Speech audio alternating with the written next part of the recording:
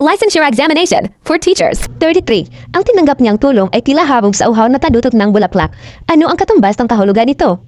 Biyayang nakalunas ng kahirapan. Biyayang nakalunas ng kahirapan. 34. Anong uri ng panlapi ang ginamit sa nagkamabutihan? Kabilaan. Nagkamabutihan, kabilaan. 35. Isang kayong magian na buwal sa bagong bayad dahil sa pagmamahal sa inang bayad. Anong uri ito ng patayutay na pahayag? Pagpapalit tawag. Pagpapalit tawag.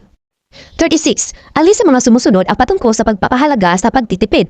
Kapag maisinuksok, may madudukot. Kapag maisinuksok, may madudukot.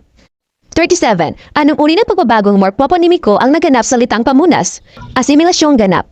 Asimilasyong ganap. 38. Ito ay tumutukoy sa posisyon ng mga salitang pangnilalaman at mga salitang pangkayarian. B. Syntax. Syntax. 39. Alin ang itinuturing na pinakamahalagang bahagi ng balita na siyang unang binibigyan ng pansin at umaakit sa mambabasa?